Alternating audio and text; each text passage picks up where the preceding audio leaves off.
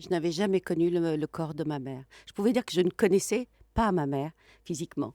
Il a fallu que je me confronte à son corps au dernier jour de sa vie. Et là, ça a été pour moi quand même assez difficile.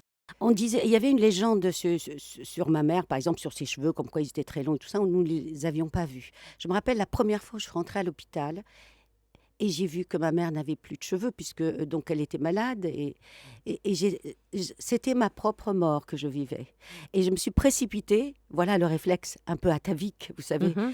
Et j'ai mis un foulard sur sa tête et je lui dis: «Ne t'inquiète pas, tu n'es pas nue». Maman elle était dans le coma, elle ne m'écoutait pas. Je suis dans une société où le tabou est de voir le corps de la femme nu. Et Et c'était de tout surtout de la mère et de parler de son intimité. Ça y est, j'ai transgressé beaucoup de tabous.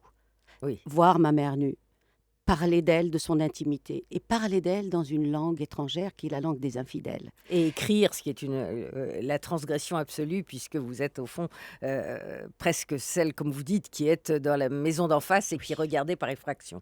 Dans cette famille, enfin dans votre famille, auprès de votre mère, les effusions n'existaient pas. Pas de câlins, pas de baisers. Vous et vos sœurs, vous vous serrez la main et ça a quelque chose, d'étonnant. Est-ce que c'est de la pudeur ou est-ce que c'est autre chose? Oui, nos corps ont été scellés aussi par cette pudeur, transmise par ma mère et chez nous, on s'embrassait pas. On a et notre mère ne nous embrassait pas. Elle nous mettait de temps en temps la main sur la tête, c'est terminé et donc en famille, tout le monde sait d'ailleurs que nous on s'embrasse pas. Le baiser pour ma mère, c'est quelque chose d'impudique. La bouche ne sert qu'à manger.